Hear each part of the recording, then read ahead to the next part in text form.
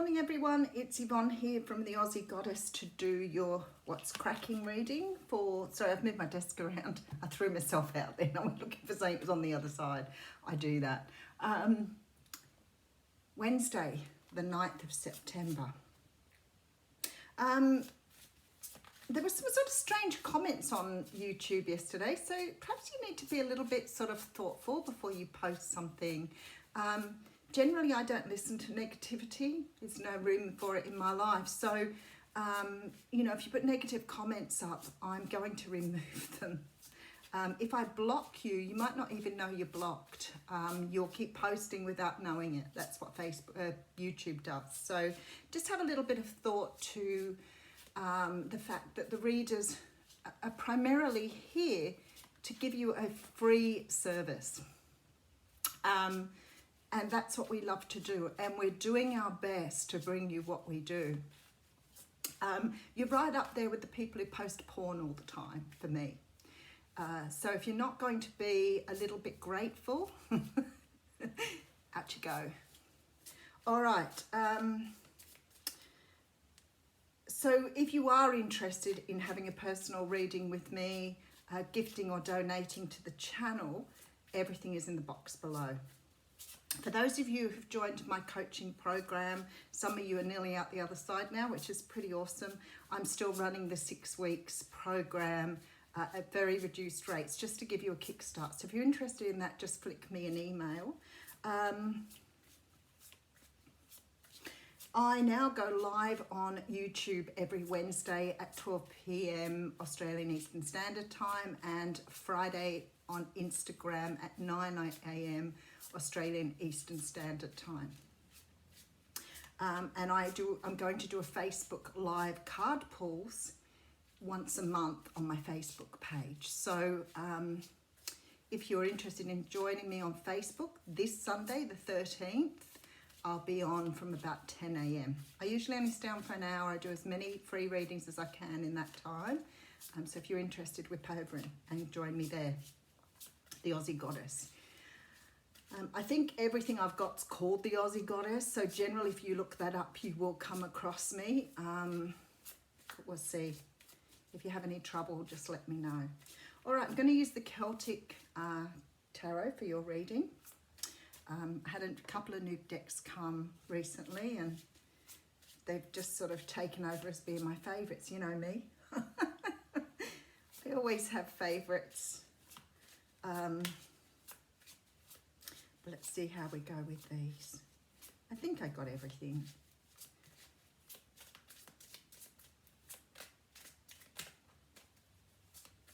Let's see what's going on in the What's Cracking world. Oh, I've got the deck upside down. Yeah, definitely. All right, so we have the Six of Swords coming out here. Now, the Six of Swords is a card that talks about moving away from something. Sorry, my hair's wet. Moving away from something. What am I apologising for? Get over yourself. My hair's wet, I'm just explaining. The Six of Swords is a card that talks about moving away from something. It can often mean that we're moving away from a relationship or a situation that's become quite turbulent in our lives, and we're trying to find our way to something a little bit more peaceful. In the tarot, in the traditional tarot, of course, we see a person in the boat, or I think two people in the boat with the swords. And the swords represent, of course, communication. So you could be cutting off communication to move away. They also represent our lessons and the things we've learned while we've been in that situation. So some of you are moving on from something that's created a lot of pain in your life, and moving to calmer waters. All right, following a destiny here with the star. So the star can also be about faith, trust, or healing. So for some of you here, you may be healing after a situation that's created a lot of trauma for you or a lot of pain for you. So you might be moving into this beautiful calm water here, which is quite interesting, isn't it? I love the way they do that. I also love the colours in the cards. And if you're not really sure about the colours and you're interested in tarot, you need to have a look at the symbology of the cards. The purple would, they represent the chakras in most times. The Star card talks of faith and healing. And I feel like for a lot of you here, this is also sort of following your path. You may be listening to your intuition now, moving away from something and moving towards something that's a little bit more aligned with your spiritual purpose. Somebody could be moving away from jobs. Oh, okay, so we have the devil energy here. Okay, so some of you have been really tied to something that you've had to release. For some of you, it may be addictions. It could be codependent relationships. You could have moved away from people with narcissistic tendencies. You could have moved away from people who were very selfish, cold, hard to work with. The devil energy, it talks about bonds to things, but it also talks about extremes. So some of you may be healing from understanding the part of your ego in your life. You may have had a lot of ego issues that come from childhood trauma, adjustment. What do you mean by adjustment? Okay, so you may be in a process of adjusting to, being a different way, which may be very difficult for you if you've had an addiction or, a problem around something where you've got to change yourself now to fit into what perhaps you haven't really worked with in the past. And they're showing me a situation when I was working with people who were in recovery after drug addiction. And I remember this woman saying to me the hardest thing for her was actually having to feel her feelings because she'd numbed them with drugs for such a long time. And a lot of people don't realise, of course, that drug addicted people are people with serious inner child emotions. No healing from their childhood, a lot of abuse. So it sort of feels to me a lot like that sort of energy, like you're moving away from an energy that has held you back for whatever reason, but could be to do with another person. It could be to do with your own addictions. Okay, and then we have the Ace of Pentacles. How beautiful. All right, so you're now moving into a time where you're feeling more stable, more in touch with the universe, more aligned with your purpose, which of course is where we're all moving to at the moment. The Ace of Pentacles, for some of you, if this is moving away from a job that's been particularly taxing with the devil energy, you could be walking into a new role, a new job very shortly. Something's coming in to sort of ease up your energy here. So you're moving from something that's been quite hard into something that's going to be much easier to roll with. The King of Cups is behind this. So the King of Cups, apart from representing Cancer, Pisces, Scorpio, also talks about being very, very comfortable with your emotion, being very at ease with how you feel. So for some of you, if you've been cut off with addictions, problems, relationships or whatever, this is the sort of energy of coming back to yourself. But beautiful energy, nice little mini story. Okay, let's get into it. All right, so we have the Queen of Cups coming through first. Now the Queen of Cups is the feminine energy of the cup sign. So the feminine energies of the Cancer, Pisces, Scorpio people, but it also represents the more feminine energies of ourselves. So the Queen of Cups is a very loving, giving, devoted person. She is very intuitive. She is very at ease with her emotions and has no issue or problem showing her emotions. The King may be a little bit more sort of controlled about that because he is a king. He's the top of the suit. So it's nothing to do with male and female. It's to do with masculine, feminine energy. And some of you are standing here in your feminine energy, which means that you have coped with the emotions and you're probably going into a much smoother time now, being able to sit with emotion. All right.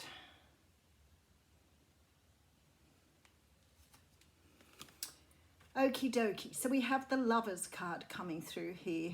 I do know in this particular Lovers card he has the two females, and the original, I always say the original meaning of the card, of course, was about making a choice between two. But the Lovers card does talk about a relationship that's being divinely guided, and does talk about two people who are meant to be together on this journey. So somebody here, or maybe even two people, may have sort of been on a journey of healing to move towards each other here.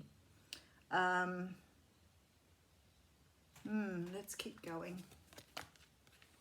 All right, so I have the Five of Wands coming through. The Five of Wands is conflict. Inner conflict, outer conflict. This may be for some of you conflict for trying to choose or trying to make a decision between two energies, two people, two situations. But inner conflict, trying to make the right decisions now. You've come through this really sort of dark time. Okay. I feel like many of you have come out the other side of that sort of, look at the world. The dark night of the soul energy, you know, coming through that energy of really peeling back the layers, really trying to understand who you really are at the core. Many of us get sort of bogged down trying to avoid the pain of the past, but sooner or later you have to face it, and you have to really dig it up and get into your inner child work to release it. That's part of the work that you're required to do on the planet, is find your way back to yourself. You're pure love. You were born pure love. So coming back to pure love is and discarding all the stuff you've been taught, all of the ego stuff. Now, sometimes when people talk about discarding the ego, I think, well, we all need ego. Ego has a place. It protects us. It keeps us safe. There is a role for it. It's when you only live from ego that becomes a problem. But you're closing out some sort of cycle here with the world, moving towards a better time, starting a new cycle here and leaving something behind. All right, so we have the Five of Swords coming through, definitely leaving something behind, leaving conflict behind. The Nine of Wands coming through, boundaries, understanding your personal boundaries, not putting limitations on yourself, understanding that you're capable of amazing things, and being able to understand when your boundaries need to be firm and when you can release them. That's that whole energy of understanding when you can be vulnerable. All right, okay, so we have the King of Swords coming through here, Libra, Gemini, Aquarius. Okay, Eight of Pentacles coming through. For some of you, this is definitely about moving into better times with jobs. Page of Cups. Some of you may have given away a job that was very, very taxing here. And we, of course, have the Four of Wands at the end, which talks about stability, finding your own stability, making decisions about yourself that maybe you knew you should have made a long time ago, but you've either avoided them or you've sort of toyed with the idea of doing it, but you haven't really acted. So maybe this is something you've thought about for a really long time with all of this sort of conflict energy in here.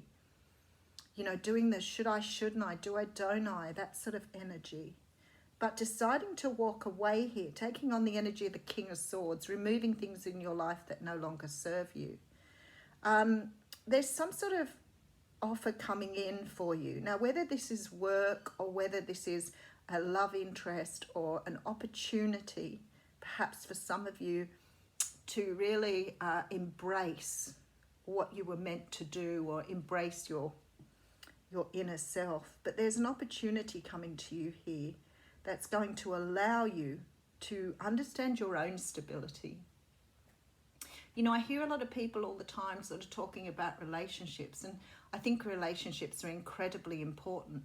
But relying on someone else to bring you happiness is not going to satisfy you in the long run. The only way to truly receive is to do the work on yourself, so you're vibrating where you need to be and you can bring in the love that you deserve. So it's sort of a very strong feeling of understanding that energy now, understanding that you need to be in the right place. If you're not doing what's required of you, then it's very difficult to bring in the love that you desire.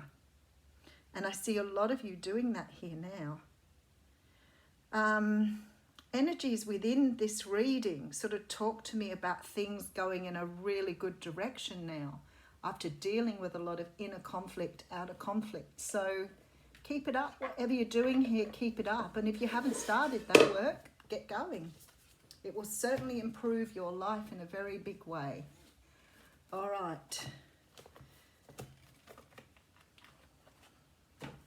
Let's pull you an oracle card.